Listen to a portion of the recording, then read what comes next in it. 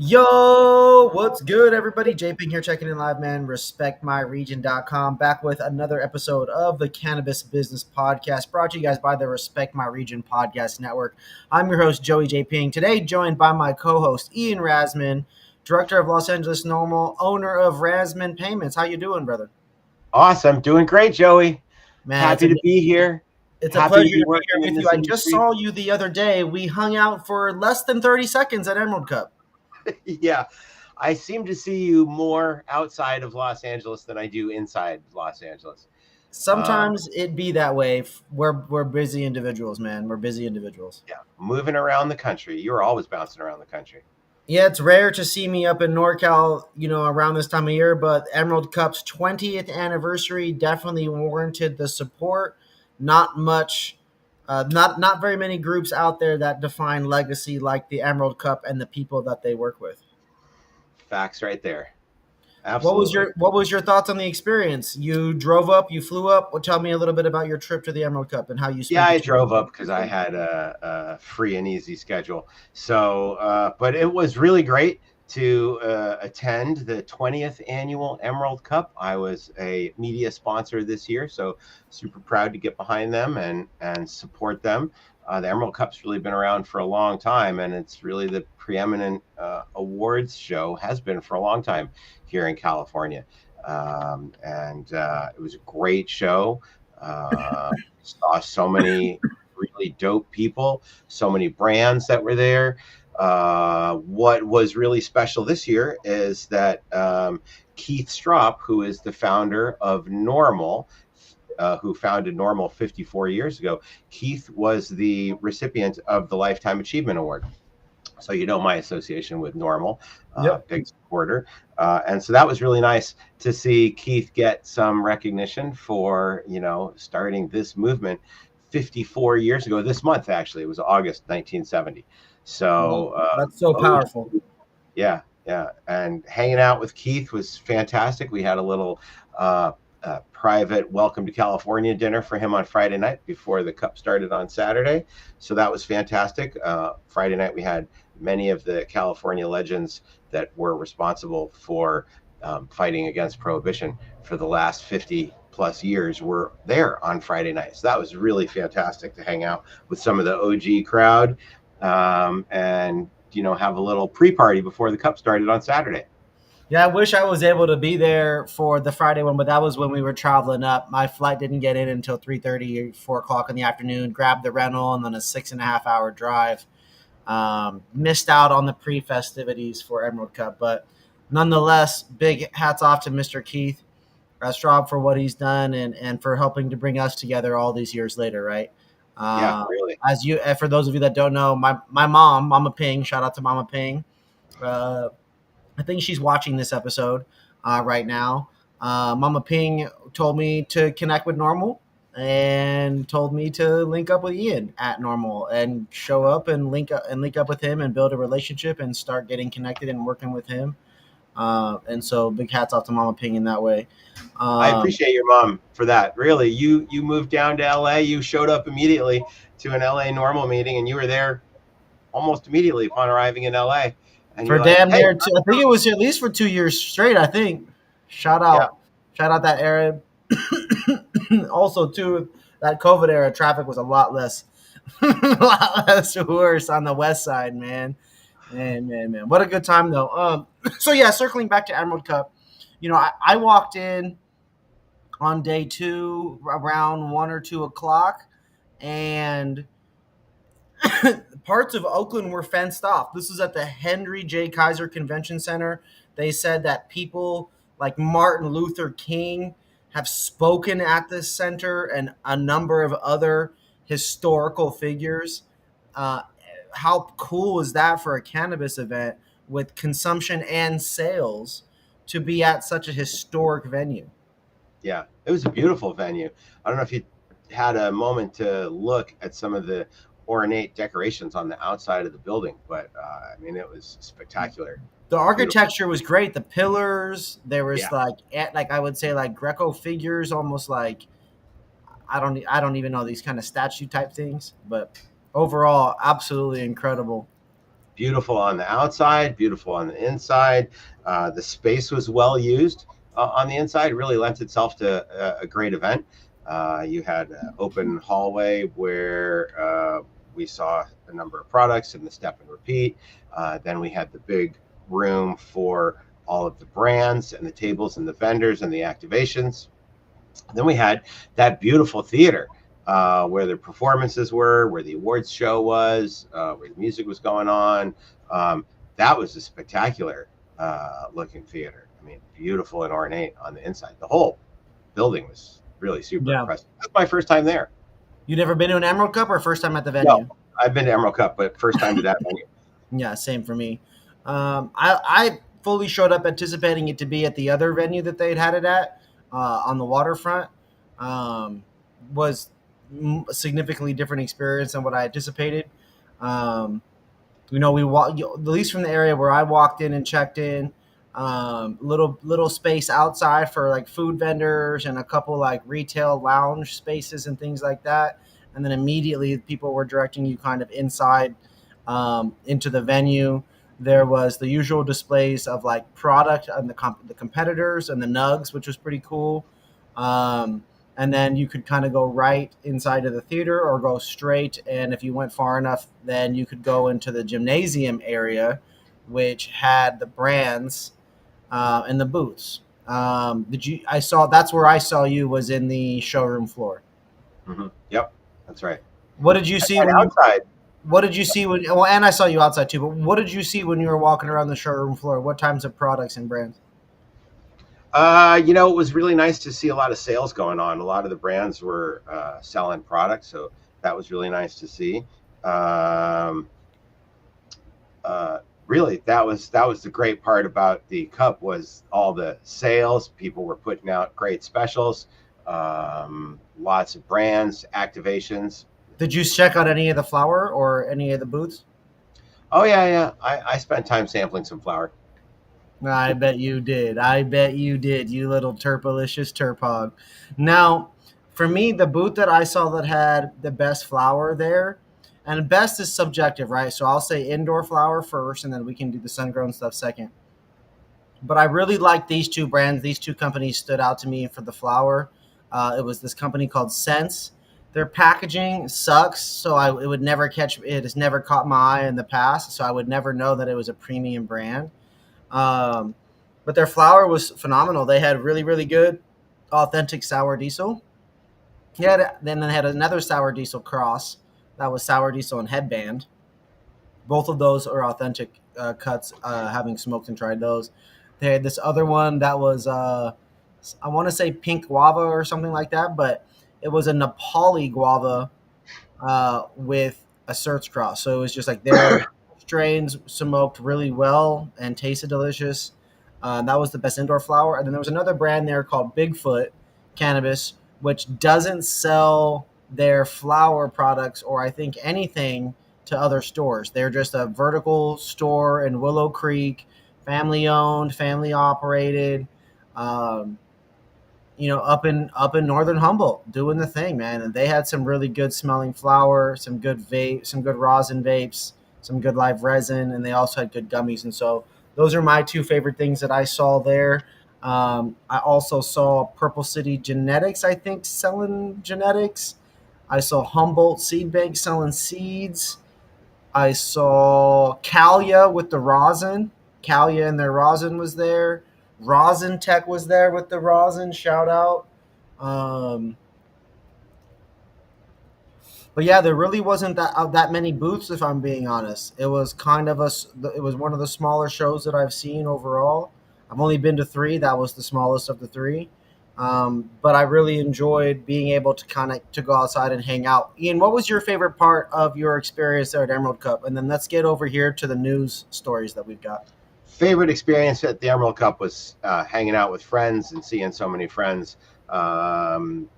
Really, that was it right there. That outside space near the DJ was pretty bumpy. A lot of people hanging out there for some sesh time.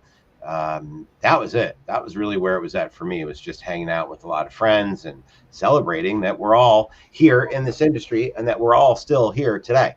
Right. Yeah. super enjoyable to see all the different homies and connections and be able to throw back, and just have those moments. Big shout out to the Emerald Cup team for all their hard work. 20 years is no easy feat. RMR's 13 years in, so it was just 7 years before that the very first Emerald Cup was born, with Tim Blake and the original friends, family, and all the different people that he's had relationships with. That supported it over the years. You know what I mean? It's so cool to see that community come together and the different people that they all know and go in and out of our lives, that and how those people contribute. So big shout out to everybody Small thing. involved. It is no small thing to keep a show like that going for 20 years. So really, Yeah, absolutely. big For props to the sure, team for over sure, for sure. Shout out to California Cannabis for supporting it as well. Shout out to the sponsors that were participating. I saw those bleacher areas, chilling, loungy areas outside that you were just talking about, the smoking space by the DJ. Those were powered by cookies, it looked like. there. And then C Cell, I had a cool battery that said Emerald Cup on it from them, that they said that all the judges reviewed the vapes on. And so that's super dope. Shout out to those brands. And then also, too, big congrats to all the different winners and the competitors for just keeping this going. I won't name all the winners, but definitely big shout out to ABX and Space Gems. Shout out Wendy. Big shout out to Rosin Tech. Big shout out to Illa Cannabis. Big shout out to just all the different competitors and brands. I don't remember who won flower. I didn't stay in there. I got trapped in there for an hour and a half. I had to get back out and do interviews. So just big shout out to everybody involved, man. That shit was dope. Moving forward, Ian's going to kick it off with the first story of the day, you guys. As you know, this is the Cannabis Business Podcast. Ian's business, Rassman Payments. He focuses on payment processing in cannabis, hemp, psilocybin businesses, and a variety of other things. And so feel free to reach out if you guys have any questions. But for him and I, we really just want to amplify the news and the stories here with these shows, make you guys more aware of what's going on around you. There's a lot of business and things that go on that we just want to educate you about and make you aware of. And so Ian and I are going to alternate back and forth, just kind of reading through some news stories. Ian, what's the first, what site's the first story from? Let's grab rescheduling. So, great story here from MJ BizCon, titled "Rescheduling Alone Won't Solve the Marijuana Industry's Banking Problem." Of course, you know this is very close to my heart with banking and payments. So the federal government's proposed rescheduling of marijuana is absolutely a positive and necessary step forward, to be sure. And while rescheduling would alleviate certain burdens associated with operating in the cannabis industry, it would do little to address banking difficulties that have long stifled and frustrated this sector. Despite significant strides in marijuana legalization and regulatory clarity, most financial institutions will continue to be wary of the cannabis industry. And short of full federal legalization, legislative reform that specifically addresses cannabis banking is the only way to ensure that state-regulated marijuana businesses can access the same financial services as other businesses. So, a brief history of the cannabis banking. When adult-use marijuana passed in Washington in 2012, it marked the start of a new era. This legalized limited possession and private use of marijuana, as well as adult use sales. And those working in the financial sector had an interest in the benefits, having an interest in the benefits of cannabis, were obviously very excited. And we were also motivated by the prospect of servicing Washington state clients in this burgeoning industry with considerable growth potential. The voters' support was a clear mandate, but beyond that, officials needed to address a lot of regulatory and safety concerns before a market could exist. And starting from scratch, financial institutions formed dedicated teams to explore opportunities within this new industry. So officials closely worked to establish a banking framework that complied with Washington State's commercial cannabis regulatory structure, including efforts to address safety concerns associated with handling large amounts of cash and cash transactions, which were and continue to be a direct result of federal illegality. Now, while the Cole memo outlined the federal government's intentions to refrain from intervening in state-regulated marijuana markets that took measures to effectively prevent criminal involvement, underage sales, and illegal diversion to other states, its protections were far from comprehensive. And sadly, the threat of federal raids led by the DEA and Washington and other regulated markets such as California kept most financial institutions from getting anywhere near the industry. So what does this mean for rescheduling? So in May, the Justice Department moved to reschedule to move marijuana from Schedule 1 to Schedule 3 under the CSA Act. And this is a monumental moment, no doubt. For starters, rescheduling would address the burden of Section 280E of the Internal Revenue Service Code, which originated to curb organized crime, which we know cannabis is not organized crime. So under 280E, businesses that traffic Schedule 1 or 2 substances can't deduct ordinary business expenses. And this has saddled state-regulated marijuana businesses with higher taxes than businesses in other industries. Moving marijuana to Schedule 3 would finally enable cannabis businesses to deduct their expenses like any other legal enterprise. So I think we're all looking forward to that aspect of rescheduling. But there's still plenty of gaps in rescheduling. And while Schedule 3 substances are permitted for medical use under federal law, they are heavily regulated and typically must be prescribed by licensed medical professionals and dispensed to patients through authorized pharmacies. None of this, by the way, is what we have in any regulated market today. So moving marijuana to Schedule 3 wouldn't change the federal government's stance on the blanket illegality of recreational cannabis sales and use. It also would not align with state legal marijuana markets, which typically rely on a dispensary infrastructure, with the federal government's regulations for Schedule 3 substances. Because state licensed marijuana operations don't comply with federal rules governing the sale of Schedule 3 substances, such businesses would still be considered illegal under federal law, and most financial institutions would continue to refrain from serving clients in this sector.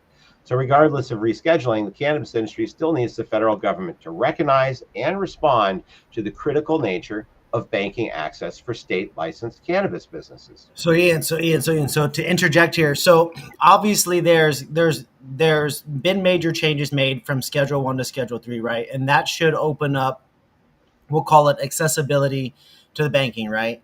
And should open up easeability and some form of comfortability, right? For many of these retailers who've been struggling to find consistency with their payment processing, with their banking, with paying their staff, all that kind of stuff. And so what this article is saying is that although this rescheduling has happened, there's still gaps, right? And there's still progress to be made, right? And there's specific things that they're working to be to achieve, right? And That's so right. they definitely need to get a better understanding of the various legal markets and how that overlaps and applies. It's going to be interesting to see how federal works with each of these states' individualized markets, right? And I think that's going to be one of the key struggles.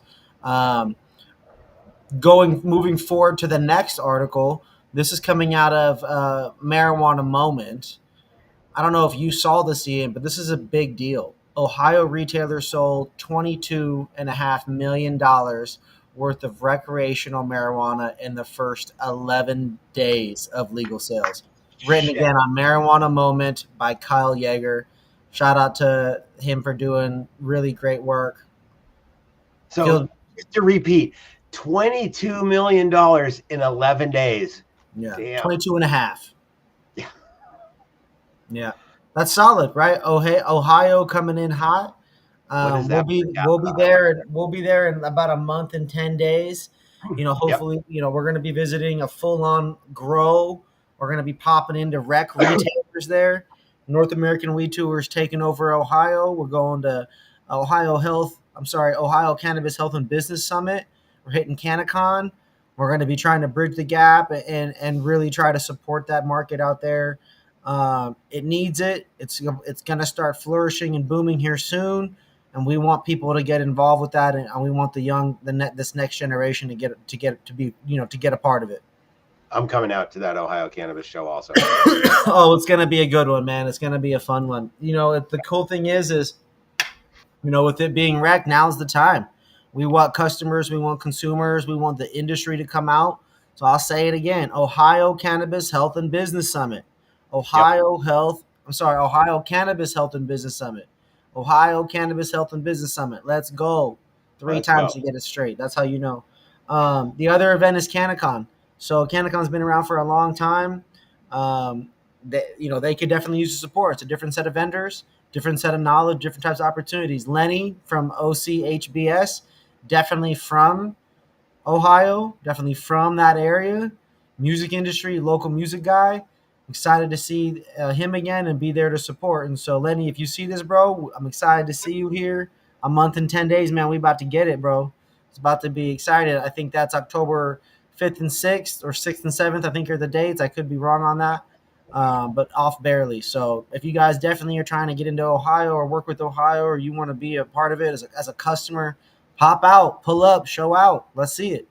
We're looking for the best weed, right? So $22.5 million worth of cannabis sold in the first 11 days. Crazy. Wow, man. That's crazy. So it says after selling $11.5 million in rec marijuana during the first 5 days, the state saw another $10.9 million in purchases in its first full week of adult use sales. The data indicates that Ohio is on track to surpass $1 billion in combined medical and adult use within the first year of the rec market implementation. In total, Ohio retailers that recently received dual licenses sold 1,194 pounds of cannabis in the week ending August 17th. During that same 7-day time period, medical cannabis sales reached $7.6 million. To date, the state's medical marijuana system has brought in more than $1.9 billion since it launched in January 2019. The adult use sales come from 120 dispensaries that have been granted certificates of operation for dual licenses. DCC also provided an update on cannabis costs for consumers, noting that an average gram of marijuana is $9.40. I like that. Ohio's marijuana program did see an initial surge in rec cannabis purchases in its first days, with one of the first customers being a Republican state legislator who bought a Willie Nelson branded product. Willie! Let's get it. Representative Jamie Callender, Republican, who sponsored legislation to legalize marijuana in Ohio, became one of those early customers purchasing Woodley's Reserve products on opening day. Meanwhile, there are still 12 provisional dual dispensary licenses pending certificates of operation. DCC had said that remaining applicants likely submitted incomplete applications that would need to be resolved before they can start serving patients and adult consumers. This is exciting. This is an exciting time. Tap in with Ohio, get your game up, make some moves. Ian, what you got next? Ohio, October 4th and 5th for the Ohio Cannabis Conference. That's going to be done. Let's go.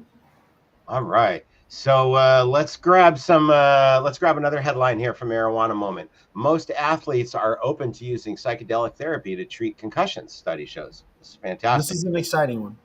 This is exciting. There's really so much scientific study that's been done on psilocybin. It's been studied for a lot longer than cannabis. So a new study on athletes' attitude, and big shout out to Ben Adlin there at Marijuana Moment for this article. A new study on athletes' attitudes towards psychedelic-assisted therapy finds that more than 6 in 10 would be willing to try treatment with psilocybin or other ethogens to aid recovery after a concussion or to help manage post-concussion symptoms. Among sports staff, more than 7 in 10 said they'd support using athletes using psychedelic-assisted therapy. The new research, published in the journal Therapeutic Advances in Pharmacology, surveyed 175 adult respondents, including 85 athletes and 90 athletic staff, such as coaches, trainers, or physical therapists at any level of competition within the US and Canada. And in addition to questions about respondents' attitudes and beliefs towards psilocybin, it asked about the current and past substance use, as well as about concussion symptoms and other clinical information. Psychedelic use by athletes has been scarcely documented, and to our knowledge, this is the most comprehensive and recent examination of psychedelic use in Canadian and American athletes, the authors wrote. This is also the first survey to examine athlete willingness to engage in psychedelic-assisted therapy for concussion recovery and persisting concussion symptoms, and staff willingness to support this treatment in athletes. The findings, they continue, suggest a high level of receptiveness in the sports community towards using and supporting PAT, as it's called, for concussion recovery, given evidence it is beneficial. Very specifically, 61.2% of athletes said they'd likely engage in psychedelic-assisted therapy, while 71.1% of the staff reported that they'd support using this. So among athletes, about a quarter said they would be very unlikely or somewhat unlikely to try psychedelic-assisted therapy for concussion therapy if they were experiencing symptoms, and research indicated it was beneficial for this purpose. Another 23% said they'd be very likely, while 22% said they'd be likely, and 15% said they'd be somewhat likely to try PAT for concussion reasons. The number one, I applaud you for the mouthful of percentages you just had to go through, because that was a lot of data, and so I just want to applaud you for that.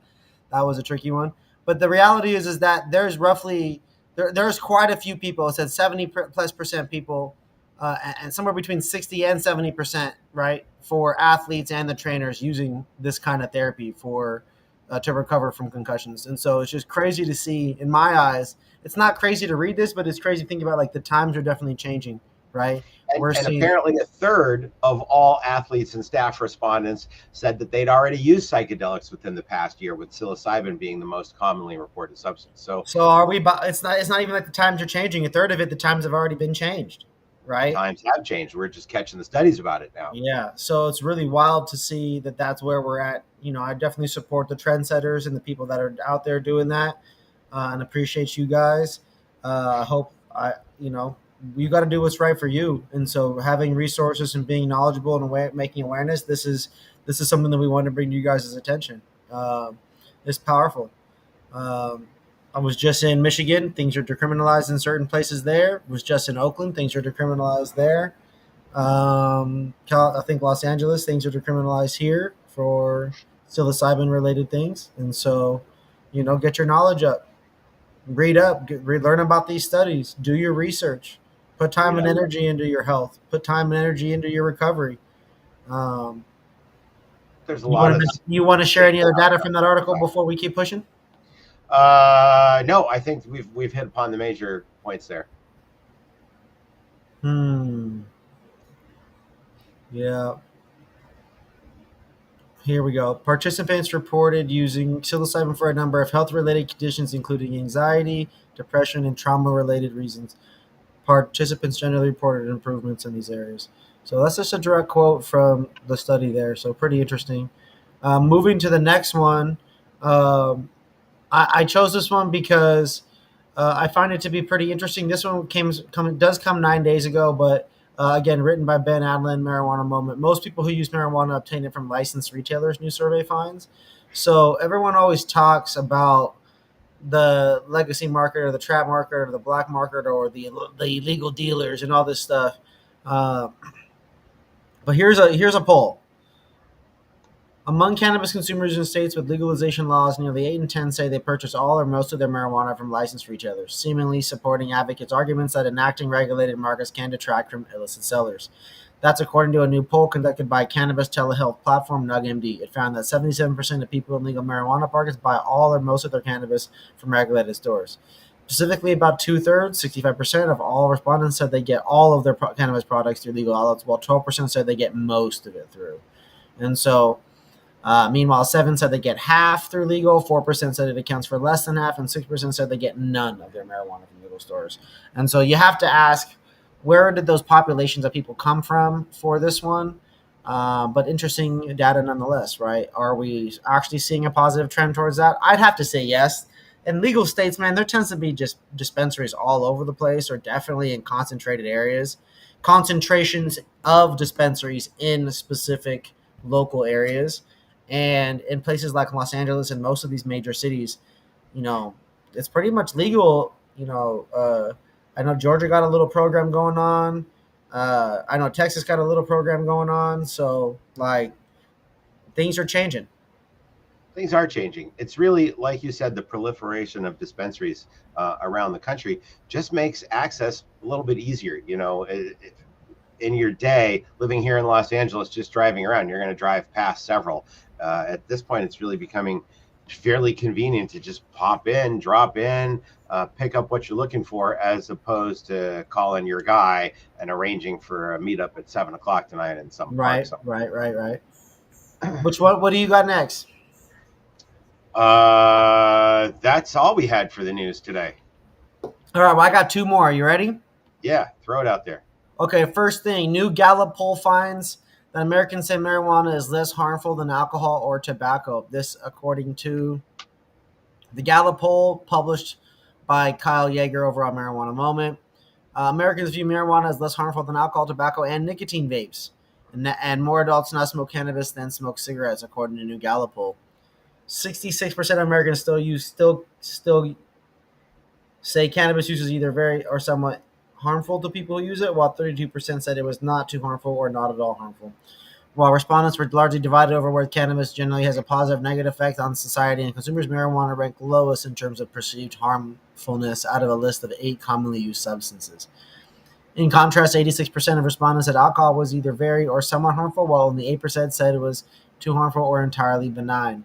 Gallup noted that majorities of Americans in several demographic groups believe marijuana has a positive effect on most who use it, including those who say they have tried marijuana, young adults, 18 to 34 years old, Democrats, and those who attend religious services less than monthly or never. So, some interesting data to pair here. I like this data. This was definitely some solid information. And then another information, pretty interesting study that Marijuana Moment published. Marijuana Moment coming through with some really interesting studies and poll information the last few weeks. But legalizing marijuana doesn't increase stimulant prescriptions and may even lower rates, study finds. So, legalizing marijuana for adults does not appear to be a contributor to what authors of a newly published study call the substantial increases in Schedule II stimulant use across the country in recent years. In fact, there's even a possibility that cannabis legalization reduces stimulant use through a substitution effect, the paper says. Here's a quote. The slopes over time for amphetamine, methylphenidate, and lisdexamfetamine, and the sum of all 3 stimulants illustrated no significant increase in stimulant distribution rates post-legalization, the new research says, referring to stimulants commonly used to treat attention deficit hyperactivity disorder, ADHD. This demonstrates that the legalization of RC has not played a crucial role in prescribed Schedule II stimulants. So, pretty interesting that there's, not a direct correlation to any kind of increase in stimulant prescriptions in a community. If anything, it's decreasing there. And then, Ian, are you ready for this last one? This one's super important. Let's hear it. New York sets a deadline for marijuana cultivation sustainability plans. So those of you from New York that support Respect My Region and stay tuned in, I'm talking to y'all, New York cultivators in New York. Hello. You guys have until August 31st, 2025. So that's August 31st next year to submit sustainability plans to regulators as part of an initiative to lessen the environmental impact of the state's industry. So that the plans were revealed Tuesday. Tuesday is yesterday.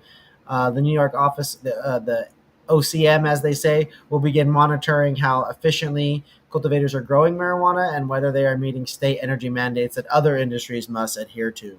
So super interesting. To help cultivators with sustainability monitoring in the first week of September, the OCM will roll out a Power Score, which is a free online tool for helping track electricity, water use, and waste.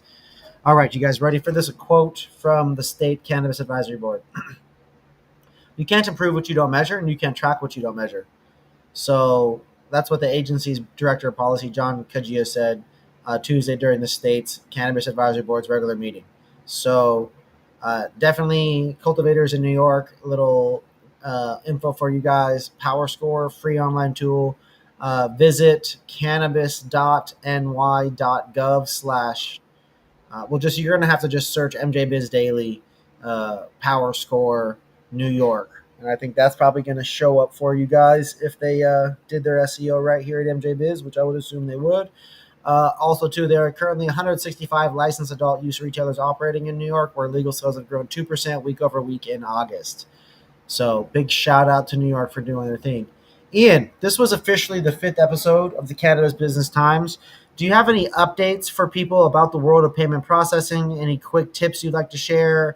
Anything that people should maybe look out for or think about?